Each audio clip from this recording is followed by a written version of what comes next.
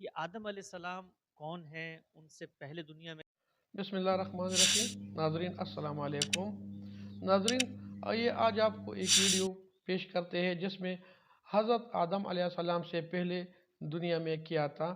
تو اس کے بارے میں مولانا صاحب نے بہت خوبصورت بات یہ کی ہے، آپ کا ٹائم نہیں لیتا ہوں، اس کے بعد انشاءاللہ بات کریں گے۔ پہلے ویڈیو دیکھتے ہیں، تو آئیے ویڈیو دیکھتے ہیں۔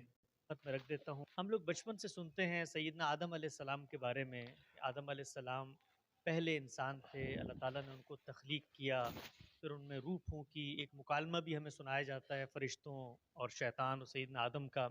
پھر قرآن مجید کو پڑھتے ہیں، لوگوں سے سنتے ہیں تو مختلف باتیں سامنے آتی ہیں کہ زمین کے پیٹ سے ان کو پیدا کیا گیا۔ یہ آدم علیہ السلام کون ہیں؟ ان سے پہلے دنیا میں کیا ہو رہا تھا؟ ان کی تخلیق کیسے ہوئی؟ اور پھر اس کے بعد ان کو دنیا میں جو بھیجا تو اس بھیجنے کا کیا مقصد تھا؟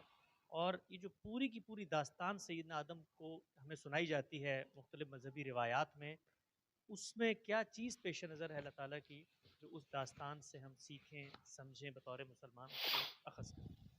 پہلا سوال مجھ سے اس نوعیت کا کیا گیا ہے کہ وہ ایک لیکچر کا موضوع بن جائے گا، لیکن یہ ملاقات کی نشست ہے تو میں بہت مختصر طریقے پر چند حقائق سے آپ کو متعارف کرا دیتا ہوں۔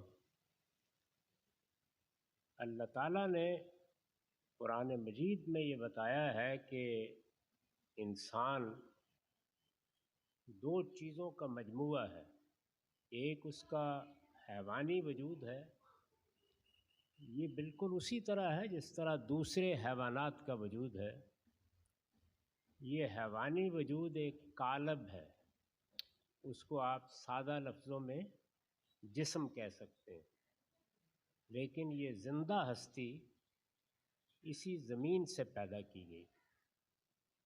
اور قرآن نے یہ بات بھی واضح کر دی ہے کہ سمندروں کے کنارے جو دلدل سی بن جاتی ہے وہاں سے ابتدا ہوئی، اور پھر کئی صدیوں کے مراحل سے گزرنے کے بعد وہ حیوانی وجود پایہ تکمیل کو پہنچا۔ قرآن نے ایک لفظ استعمال کیا ہے کہ کئی مرحلوں میں ہم نے اس کا تسویہ کیا۔ جیسے آپ ایک چیز بناتے ہیں تو پہلے اس کو آپ ایک صورت دے دیتے ہیں اور پھر آہستہ آہستہ اس کی تزئین کرتے ہیں۔ جیسے گھر بناتے ہیں تو ایک ٹھیک، گرے اسٹرکچر کھڑا ہو جاتا ہے، بالکل اس کے بعد آپ اس میں کہیں پتھر لگا رہے ہیں اور کہیں قالین بچھا رہے ہیں۔ بالکل اللہ تعالیٰ نے یہ بتایا ہے کہ میں نے انسان کے حیوانی وجود کو بھی اسی طرح بنایا اور پھر اس کا تسویہ کیا، یعنی اسے ہر لحاظ سے بالکل درست کر دیا۔ جب وہ اس مرحلے تک پہنچ گیا تو پھر سورہ سجدہ میں یہ فرمایا ہے کہ آسمان سے اس کی شخصیت اس کے اندر الہام کی۔ اس طرح انسان اپنے جسم یا اپنے قالب کے لحاظ سے ایک زمینی ہستی ہے، اور اسی طرح بنا ہے جس طرح کے دوسرے جانور پیدا ہوئے ہیں، لیکن انسانوں کی جو نسل اس وقت موجود تھی اور اس کے حیوانی وجود کے بے شمار نمونے پیدا ہو چکے تھے، ان میں سے دو کا انتخاب کر کے انہیں انسانی شخصیت دی گئی۔ تو انہی کو قرآن مجید نے آدم و حوا کی حیثیت سے متعارف کرایا ہے۔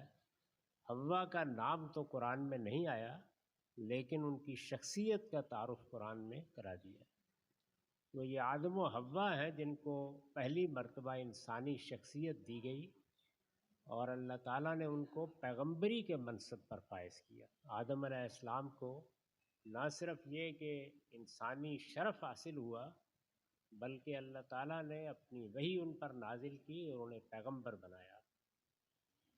اس واقعے سے پہلے یہ بات بھی قرآن مجید میں واضح کر دی گئی ہے جی، کہ اللہ تعالیٰ نے یہ اسکیم اس وقت جو مخلوقات تھیں جن میں فرشتے بھی تھے، جنات بھی تھے، ان کے سامنے رکھی اور ان سے کہا کہ میں نے زمین کا ایک ذرے کے برابر ہے پوری کائنات میں اس کرۂ ارض کا انتخاب کیا ہے تو کہ یہاں میں اس کیچڑ سے ایک نئی مخلوق پیدا کرنے والا ہوں اور زمین کا اقتدار اس کو سونپ دوں گا۔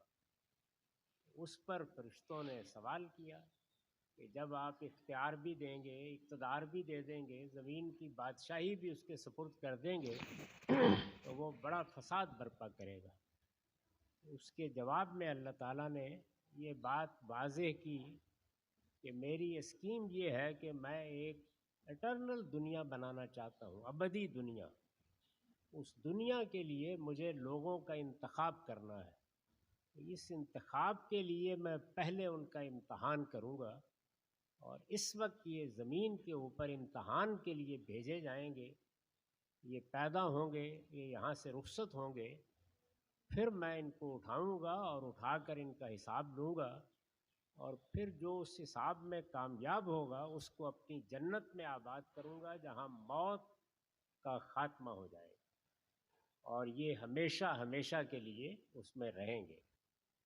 اس مقصد کے لیے انسان کو بنایا گیا کہ وہ خدا کی ابدی دنیا میں آباد ہو، وہ ایٹرنل لائف اس کو دی جائے، اور اس دنیا میں وہ اس لیے بھیجا گیا کہ وہ پاکیزگی کا امتحان دے۔ یہ سارا امتحان کیا ہے؟ پیوریفیکیشن کا۔ انسان کے اندر خیر بھی ہے، شر بھی ہے، اس کے اندر بالکل نیکی اور بدی کا شعور ہے، اس میں اس کو زیادہ سے زیادہ پاکیزہ ہو کر دنیا سے رخصت ہونا ہے۔ تو جو اس پاکیزگی میں جتنا بڑا مقام پائے گا، جتنی زیادہ ترقی کرے گا، اس کے لحاظ سے جنت میں اس کے لیے مراتب ہیں۔ اس اسکیم کو سامنے رکھ کر انسان کو اس دنیا میں بھیجا گیا۔ تو یہ میں نے مختصر طریقے پر وہ داستان آپ کے سامنے رکھ دی ہے، کیونکہ یہ ملاقات اور سوالوں کی نشست ہے، اس وجہ سے زیادہ تفصیل نہیں کی جا سکتی۔